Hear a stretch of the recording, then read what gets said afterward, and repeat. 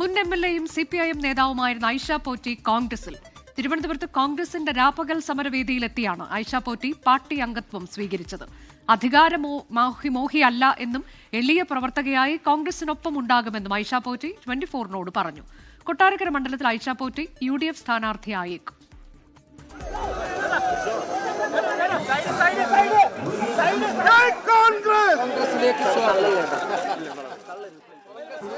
കൊട്ടാരക്കരയിൽ നിന്ന് 3 തവണ MLA ആയ ഐഷ പോറ്റി CPIയുമായുള്ള 3 പതിറ്റാണ്ട് നീണ്ട ബന്ധം ഉപേക്ഷിച്ചാണ് കോൺഗ്രസിലെത്തിയത്.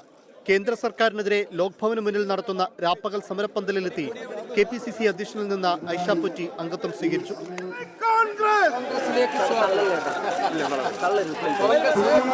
തെരഞ്ഞെടുപ്പിന് മുൻപായി UDFന്റെ മക്കളേക്ക് LDFിലുള്ള കക്ഷികളും NDAയിലുള്ള കക്ഷികളും അല്ലാതെയുള്ള നിഷ്പക്ഷരായിട്ടുള്ള ആളുകളും UDFന്റെ പ്ലാറ്റ്ഫോമിലേക്ക് വരും.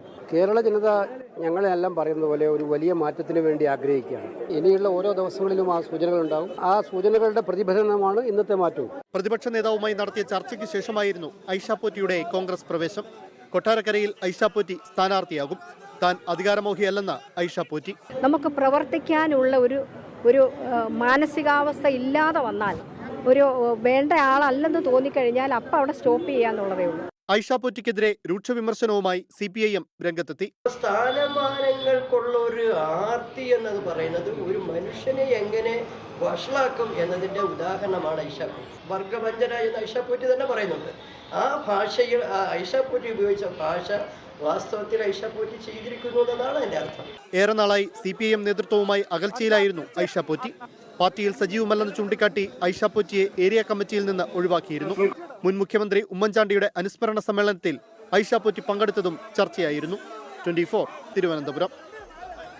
ലോകത്തെവിടെയായാലും ഏത് സമയത്തും 24 വാർത്തകളും ഓഗ്മെന്റഡ് റിയാലിറ്റി പാക്കേജുകളും എക്സ്പ്ലെയിനറുകളും വിശദമായി കാണാൻ ഞങ്ങളുടെ YouTube ചാനൽ നിങ്ങൾക്ക് സബ്സ്ക്രൈബ് ചെയ്യാം.